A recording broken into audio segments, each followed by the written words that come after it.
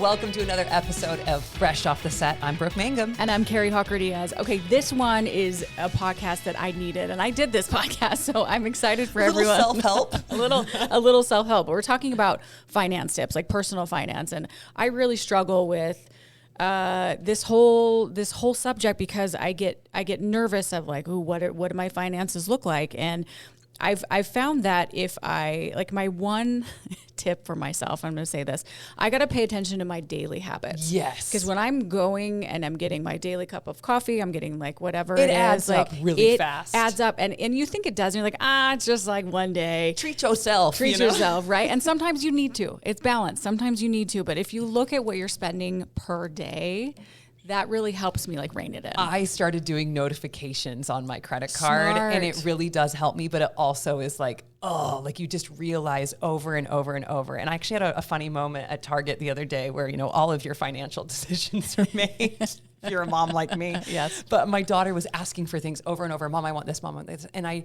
said something that I now need to say to myself. I told her, I said, honey, we're not just going to buy things to buy things. Ooh. And I was like, yes. Ooh, that was more for me than it was for you. That hits home. It's so easy to just, like you said, see something and then you realize all of a sudden you've got this big credit card statement without even trying. Yeah.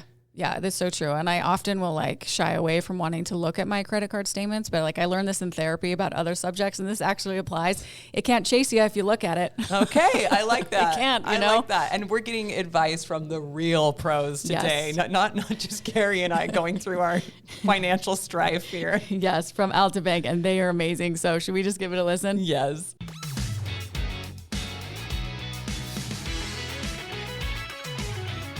I am very excited for this episode today. I'm here with Judd Austin with Altabank. Thank you for talking with me. Thanks for having me. I'm excited to be here. Appreciate you. Okay, Judd, let's dive right in. For someone who feels overwhelmed by budgeting, because it can be such like can I do this? Is this for me? Where should we start? Yeah, it's easy to be overwhelmed by how do I go from maybe not managing my money to budgeting. And so the easy, simple answer is keep it simple. Look at what you've done the last 30 days. Go back.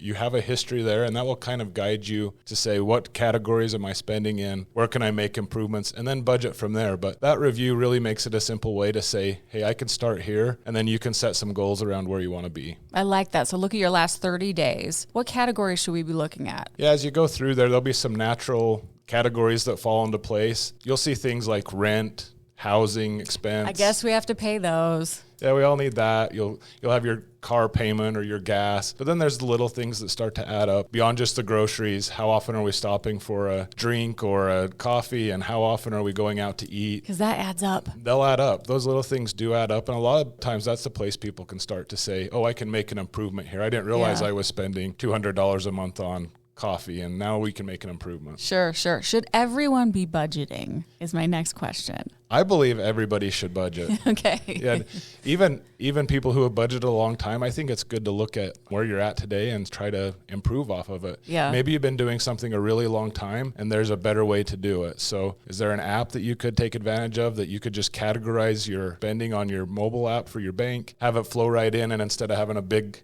spreadsheet to keep track of all your expenses, you have a more simple way to do it, and maybe that helps you save better or whatever your goals might be. Yeah, okay, so everyone should be doing this. Okay, how can small changes actually lead to big results? Because you think like, oh, well, I'm going to cut out that, lattes now. If you're going and getting coffee, it's $5, $6, $7, depending on the size. But if I'm going to cut out a $7 latte, is that really going to be helping? Yeah, that's a great question, because it can feel like if I'm only cutting out a few dollars here and there, is it really going to add up? The answer is that, yes, they do add up, and what you do with that money that you save is really important. It's being intentional with that money that matters. I think that's sometimes what we forget is the reason we budget is so that we can make our money work for us. So have a goal in mind of why do you care about cutting out some of those small expenses that could add up? Yeah. And then when you do that, put it to work. Are you trying to pay down debt? Are you trying to save for a vacation? You have a kid that's going to go to college and you're wanting to put some more money away from that. So decide, what do I want that money to do? And then when you save that, earmark it for that and put it in that account. So then you start to gain a little momentum because you see that adds up over time. And that's what's really fun to do when you start to reach some of your goals, to say, oh, I didn't think I could save a couple $100s a month. But when I'm saving here and there and I'm putting that money aside, maybe in a specific account for that goal, Yeah. Then you start to see progress, and then you feel good about, hey, I can do this. That's a really good idea, a really good point. Because if you're just taking out your morning $7 latte on your way to work that brings you joy, yes, sure. And if you're just saying, oh, I'm going to try to save money, like that's not going to make you feel any motivation to do it. But if you're thinking, well, wait a minute, I'm saving for a Disneyland trip for our family later this year, or like that gives you a lot more joy while you're doing it. Yeah, and when you're looking at that too, you can look at those long-term goals too of where you want to be. Maybe that vacation that you want to take is 2 years out based on how much you can save. Yeah. And so it's important to start adding that up now. And even when you look at kind of long-term goals like retirement, people sometimes think that little bit doesn't add up. But if you look at really some numbers and you run numbers on retirement, the difference between starting early and letting that add up versus starting 5 or 10 years later is a huge difference. Just for example, if you're 25 years old and your employer has a 401k match and you start saving $500 a month at age 25, if there's just a 7% return on that, when you retire at 65, you'll have $1.3 million built up roughly. Oh my gosh. Okay, wait, say those numbers again. At age 25, you start $500 a month. Okay. A 7% return, just a guess or an estimate. By the time that you reach retirement in 40 years, you'll have saved $1.3 million. But if you waited until you were 35, it's about half that much. Just 10 years. Just 10 years difference. The starting early and being consistent makes a huge difference. And that's true of really any way that you manage your money. If you start early and start doing a little at a time, it really adds up. Compound interest is wonderful. The market returns over a long period tend to add up. And so you can reach goals you maybe didn't think was possible just by being consistent and starting early. And if you are over the age of 25 and you're listening, just get started. Yeah, get started and run the numbers. Look and see, when do you want to retire? And if you need some help with a financial advisor, get with your financial advisor or a banker. But maybe it just means you have to contribute a little more to make that up. But you can still get there no matter when you're starting. Even if you're 55, just get started. Get started. Okay, what are some practical ways, Judd, that we can identify and manage unnecessary expenses? Yeah, if you're doing a financial review and you make that part of your monthly habit, you can really look back and categorize what those expenses are and start to say, oh, did I really need to spend that money? We went out on a family deal the other night and I ended up shopping and I spent $40 on a hat. Did that hat help me reach my goal, or did I have that in the budget and it was part of the discretion? And so you start to learn pretty quickly, does that add up, or is it something that's not that important? So that's really the best practical way, is track those expenses and review it every month and compare it once you do start budgeting of, did that line up with what you wanted to spend it on? Yeah. Okay. I'm going to do something. I'm going to throw us off a little bit because, we mentioned like the small things really matter. I'm taking my phone out right now, you guys. I'm going to bring up, let's say we do, a cup of coffee every morning or a soda. I know we're big soda drinkers here in Utah. Like, let's just say $7, like we were mentioning, $7, and you do it Monday through Friday on your way in your habit. So 7 times 5 is $35. Then you're going to times that by, let's say, 4 weeks in a month. $140, you guys. That's just a month.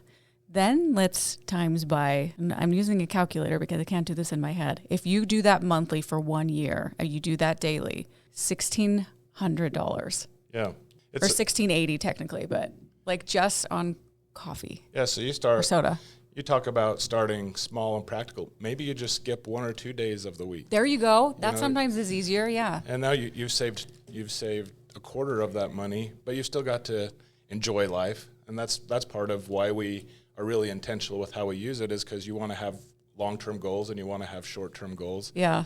And if you look at it that way, there's no need to really suffer, but you can make a big difference just by cutting out a little bit. That's so true. Like maybe you can't cut it out completely because it brings you joy. It brings you a smile, in this crazy world, but maybe just a little bit and it'll help. Something will help. That's nice, Judd. Okay, can you explain the 50-30-20 rule and why it's a helpful framework for budgeting? Yeah, back to where sometimes we don't know where to start. The 50-30-20 rule says if you take your income and you look at 50% of that for what you need, so the housing, transportation to get where you want to go, insurance, things that you have to have, 50%, food, and earmark that for that. And then the 30%, what are some of the wants that you have? You might sometimes think those wants are need to have. Maybe it's a gym membership. Maybe it is that morning cup of coffee or the soda that you want.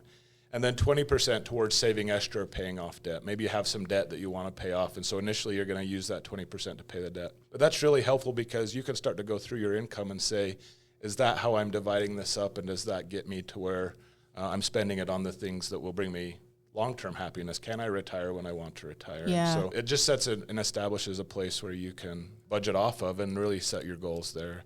And sometimes you don't know, if you're making $4,000 a month, but your house payment's $2,500, then something's out of whack on how you're doing it. And you can look and adjust and say, do I need to be in a smaller place, or do I need to figure out how to get back to school and make more money? And then you can adjust long term. That's good. I like that 50-30-20 rule. That's very helpful. And things like, recurring subscriptions, they can quietly, we're not even noticing it, right? It's just coming out automatically, quietly can drain a lot of budgets. How often should people review them, and what should we be looking for? Yeah, I think it's great to look quarterly to see what did you spend your money on for recurring. So that can be everything from the Netflix subscription to an automatic transfer that you have set up. Are those everything that you put on autopilot? Are they really working for you still today? Because we kind of forget about it. We do. I share the story of a few years ago, I wanted to watch a movie and I didn't have a subscription to the service. So I signed up, I watched the movie. I continued to pay $10 a month for 3 years. It cost me $360 to watch this for the one movie. And I don't even think it was that good. Dang it. So if you're reviewing quarterly, if you're reviewing every month on those subscriptions, you can kind of go blind to them, I think. Yeah. But if you'll take just a few extra minutes once a quarter and you look at them and say, what is coming out automatically, and is that what I still want? Once a quarter, I like that, just to review everything. Emergency funds. There's something that people, we know we should have, but we often don't. Why is having, let's say, a 3 to 6 month savings for emergency funds so crucial? Yeah, I think it's the peace of mind. You just don't know what is going to happen. It was 6 years ago that everything was flowing along nicely, and then we get a pandemic and people are out of work unexpectedly. So it just gives you the peace of mind that if something comes up, or there's a health scare, or you decide I'm going to make a job change, there's a bit of money there that can help you get by for 3 to 6 months. So that exercise is really helpful because, one, you need to understand, what do you spend a month on expenses, and how much do you need to save to get by if there was some type of an emergency where you needed to put a car transmission in or something that came up. And then really use that as a goal, and one of your first goals, to save up for that. So if it comes up, it doesn't derail all your other financial goals or how you're living your life. One thing that I've noticed that's really helpful with that is I see a lot of times people will put that money as an emergency, but then there's a want come along that, this trip came up with some friends, I really want to do that. Well, what is my extra money? There goes the emergency fund. Yeah. I think it's really helpful to set a separate account up. Okay. And if you're disciplined and you can see that in your mobile app all the time, and you can go, oh, there's my emergency app, I feel so good saving for that, and I'm going to reach my 3 to 6 month goal. That's great. If you can't, go to a new bank and open it so it's harder for you to see all the time. Just separate. So it's a little harder to get to, set up your automatic transfers. But get that emergency fund, because it is a huge peace of mind that if something happened, you could be taken care of, whether that's a lack of income coming in or a major unexpected expense. Well, yeah, I think about all the time, when is our furnace going to go out? Like, you just in the back of my head, and it's just everything so unexpected, right? Okay, you talked a little bit about how we can keep that on, a separate account. How do we start building that emergency fund? Yeah. Really, as you go through and budget, make that part of the budgeting. We talked about some types of auto payments or subscription being hard because you just forget about them. This is one that you want to make it easy by having it just come out. So set it for every paycheck. So the minute your paycheck comes in, that money's going into that account without you having to think, okay, where does that go? And then you've got it in your budget and you can see that start to build. So that's the easiest way that I've seen people have success with that emergency fund, is set it, review it with your budget. If you can increase it over the long term, increase it, but at least get started with how much can I afford per check to have go in there. Yeah. Is that something that people can do, like with their bank accounts, to where it's automatically taken out from one account every month, there's a deposit, and put in another? Yeah, if you get paid on the 1st and the 15th of every month, you can set an automatic transfer up so that when it hits that account on the 15th, that much money is going out then. That's so smart. And then you're not like physically and mentally thinking about it. Oh, I got to transfer this. Do I have enough? Like, it's just taken out. You kind of forget about it, like the automatic subscriptions, and then it'll just add up. Yeah, it requires less discipline because you've made the right thing easy, and the money just goes where it's supposed to go. That's really good, Judd. I like that one. Okay, what advice do you have for someone who wants to start that emergency fund, but we're feeling like, where am I going to get the money? Yeah. Like we don't have anything extra. If you're in a spot where you feel like you don't have any extra, look to start with kind of a micro savings plan. Maybe you can't do $25 a check, but can you do $1 a week? Can you do $5 a week? And when you start to see that adds up, then you can feel like I'm gaining some traction there. You can see the results. Yeah, and then as you make changes in life or things come along where you pay off a bill that you don't have anymore, and now you can take that money and add to what you were doing with the micro savings. But I think that's really helpful. People can think, I don't have enough, but maybe it's just looking at what we talked about earlier, your dirty soda run every week. Yep. Just you cut it down a little bit. Yeah, and that's where to start, is really micro saving, and then feeling good that what you're doing is helping you reach that goal. And then when there are changes, like the first of the year, some companies have a little pay bump or merit increase. How does that allow you to adjust your spending or savings so that you can get that emergency savings? I think some people might think, for an emergency fund, I should be pulling like $50 or $100 from each check, but that may not be reality for most people. And so it's like, set aside, how about $5 a check? And then the next, little bit, when you see it's adding up, why don't you bump it to 10 or, just something. So you're having a little at a time. That's really good advice. How important is goal setting when it comes to personal finance, and how do you recommend people set those realistic financial goals? Yeah, I think that's one of the biggest mistakes people make. We talked about budgeting, but even budgeting, if you don't set goals, what are you budgeting for? It can be so stressful that if you don't plan for your money, your money plans for you, and the stress comes on the back end because you're wondering, how do I make ends meet? How do I pay this bill? So I really love the idea of making goal setting key to everything that you do with your money. Start out with maybe even treat it like a business. For a long time at the bank, we had a slogan that we used called Best Bank for Your Business. I would talk to individuals and they would say, well, I don't have a business. But if you treat your money that you have in your family or your household accounts, your personal accounts, like a business, that's how they manage money, is to goals and goal setting and looking out, what do I need to happen in 5 or 10 years, kind of that retirement horizon, for some people well beyond the short term, and other people maybe, how do I get there quicker? But then what are those goals right now that I have to set so that I can reach my goal to go on a vacation, to pay off debt, or to have that emergency fund set up? And then once you have that, you can really feel like you're in control during that budget process of, am I going to meet those goals? Yeah. And then put some time frames around them so that there's a little bit of accountability in how that you manage to those. And if you do that, you'll get where you're going. But if you don't set goals, you'll never get there because you don't know where you want to end up. That's very true with anything in life. Where are you headed if you don't know where you're going? Yeah. Yeah. So, and then there's intentions, and you have reasons of why you're doing it behind all of it. Whether it's paying off debt or saving for a home, like planning for retirement, all the things that we do. How do timelines help people stay motivated? Yeah, I think they help us stay motivated because they really make accountability for us personally. If we just say, I want to save more, then there's what does no that even mean, right?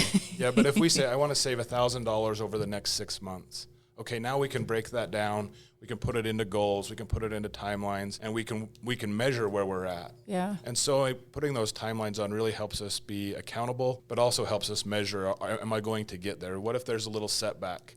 How do I make that back up, and do I need to make an adjustment rather than, I'd like to do this someday, I'd like to have an emergency fund someday, but you never set a goal for when you're going to fund it, when you're going to reach that goal. And so it's less likely to happen if you don't put a time frame around that. That's so true. Do you suggest, and I guess it'd be different for every person, like weekly timelines to check in, monthly, 6 months, year? Yeah, I like to do monthly. I think it's just your preference and how often you're managing it. I'm a banker, so this is a topic around the water cooler. We talk about money too often.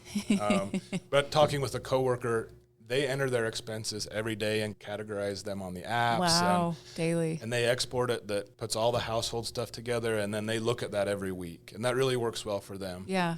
For me, it works better monthly. Our bills are set up on monthly. And so I like to look at it monthly because I can look, what did I make this month? What did I do with my expenses this month? Did I reach the goals that I set, or did I spend money somewhere that caused me that I wasn't able to save the money that I had planned? And now how am I going to make that up the next month? So I really think the time frame of when you do that just is what works best for your household and how your income comes in and your expenses. Sure. And maybe that changes. Maybe you go to like every 6 months, and then you get a hang for it, and then you're like, I'm I'm going to do this monthly now, and can kind of just see what is best for you. And that Yeah. could change too. What tools or resources does Altabank offer to help people manage expenses, save more effectively? We want to be effective, right? And stay on track financially. Yeah, so there's a few things that we've noticed that can really help people that Altabank is really focused on putting in as tools. One thing is we feel like people sometimes don't feel empowered to manage their money because they just don't know how. Yeah.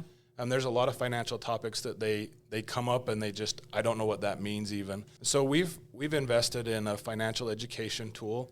Anybody, our customer or anybody that wants to learn more, you can go to altabank.com.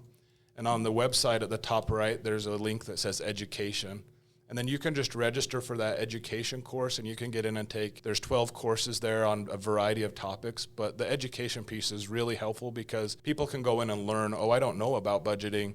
How do I get started? Yeah. And then you can walk through that course, and it really helps people get That's their awesome. arms around that. Yeah, it's been a great thing that we've seen used. We go out and talk in schools, middle schools, high schools, and that tool's available to kids. It's one of the things parents say they are most concerned about in their kids' education is their personal financial management. And so that's been a great thing that we've had out there. Other things that we really look at helping people is having the online and mobile tools that you can get in and you can manage your money. You can see where things are at all the time. You can monitor for fraud. You know, fraud is a big topic in the financial world, and you can watch your accounts there. You can set alerts up of if your account balance has changed so much. And so that's another way that people can kind of self-manage those. But the other thing that as a community bank, Utah-based, we've got 23 branches from Preston, Idaho to St. George, Utah. And if you're confused or don't know something, come in the branch and talk to a real person that can say, for your situation, we can set up a special savings account for that. Or maybe you've had a setback and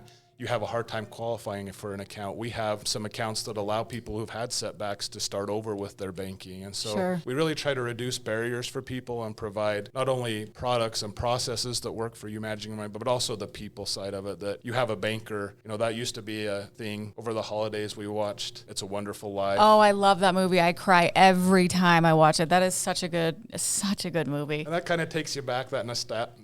Yeah, the bank. We watched that. And this hometown banker against the big evil forces out there. Right. And that's really what we love, is the relationship side of banking and how can we help you do better with your money. And so beyond just the tools, I love that we have great people at the bank that are easy to access and come in and we can talk through what your financial goals are and how we can help obtain that. Yeah, I like how you have options of online or in person, because I'm definitely an in-person. Like I'd rather have a conversation, have a meeting, talk with someone face to face. And I know there's a lot of people out there that prefer that, right? But then there's also a lot of people that would just rather be online and be able to have that access. So that's nice that there are options. So just depending on what works best for you. Yeah, we've learned about 70% of people would prefer never to come in the bank unless it's a complicated transaction or they have a problem. Okay. And so that's where we see where we can provide a real advantage, that there's a lot of online banks that maybe pay really high rates or have some promotional offers out there. But when there's a problem, where do you go? Yeah. And that's what we love, that when you want to take care of your own banking with online or mobile, that's available. But if you need help or there's a problem,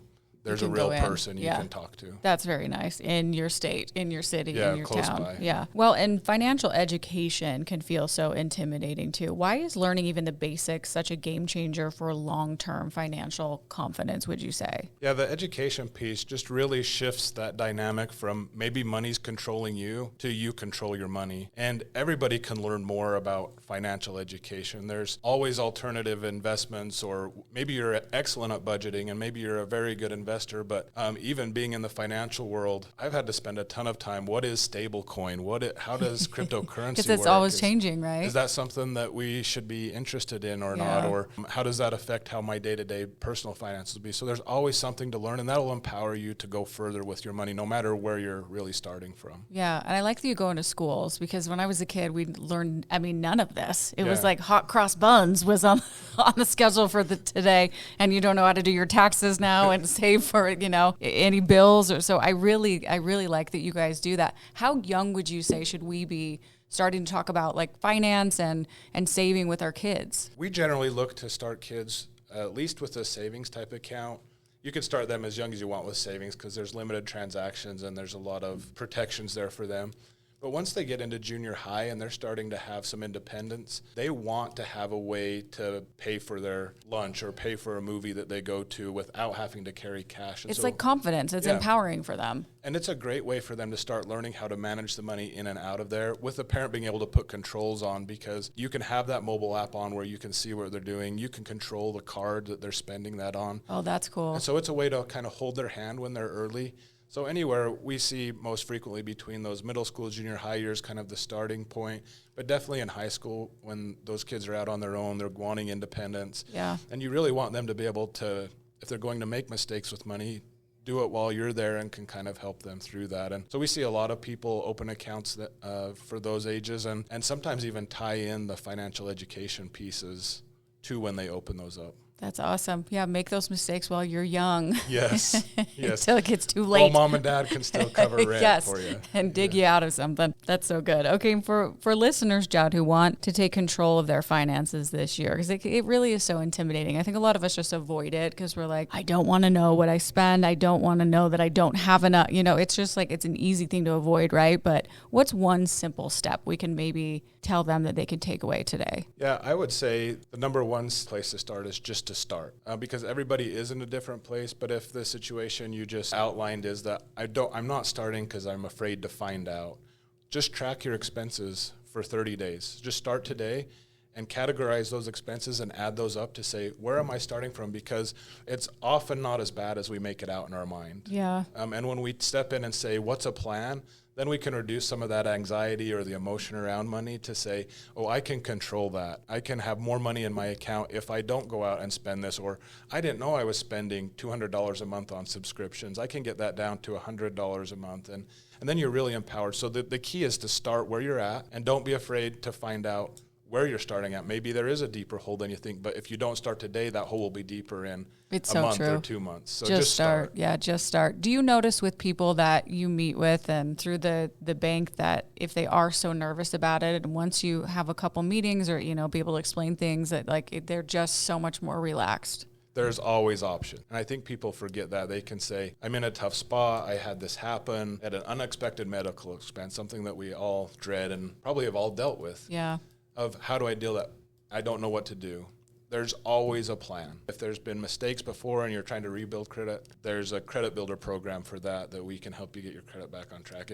If you're having trouble budgeting, there's a way to look and say, I can get back on. So when you talk through that and you get the options, now you're empowered because you can do this or you can do that. And sometimes it might be really difficult at first, but over time you'll start to see that progress like we talked about. And then that's motivating because you are making some ground and you're getting closer to where you want to be. And then that stress starts to switch to something very positive that can bring you a lot of joy and happiness. Yeah, that's so true. And if the scariness is chasing you, you turn around and face it can't chase you anymore. That's right. And just start, because like you said, there are always options. That's so good to know, Judd. Okay, anything else you want to mention to our listeners, or anything else that we didn't cover that you want to go over? No, I think the topics we've been talked about are really relevant. It's been fun to be a banker and see the way that people manage their money.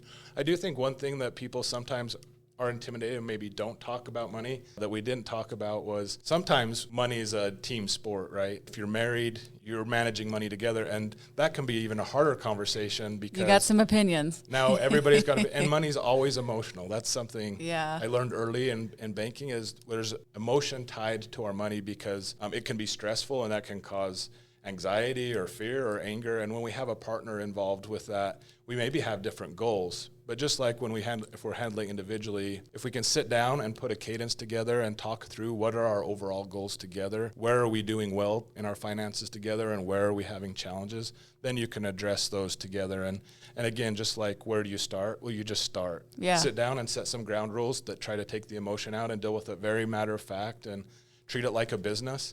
Of what do we want to accomplish long term, where are we making mistakes now, and what's our strategy to deal with it going forward. And I think that can overcome not only financial stress, but maybe even problems in the relationships. Sure. Maybe your marriage could get better in your relationship. Imagine that. That's great. Just fixing all problems. I love this, Judd. Okay, if we want more information, maybe we want to come in and sit down with somebody, or just go to the website. Is that the best place to go? Yeah, Altabank.com is a great resource. You'll find that financial education tool there. You can also, it'll give you all the locations for a branch or a number to call in and get set up to come in and review that. And we're always happy to help. That's one of the things we really take pride in, is that relationship and our ability to find an account that works for you based on what your goals are. Cool. And website, you want to say it for us? Altabank.com. Easy.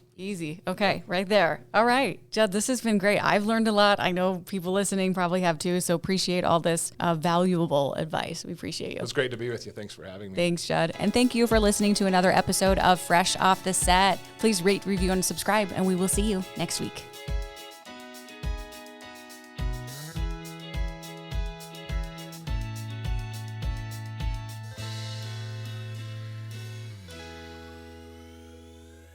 Congrats, you made it to the end. If you want to continue to freshen up your day, you can watch us on Fresh Living every weekday on CBS Channel 2 in Utah at 1 o'clock. You can also watch us on our YouTube channel, KUTV Fresh Living, and follow us on social media. We will see you next week.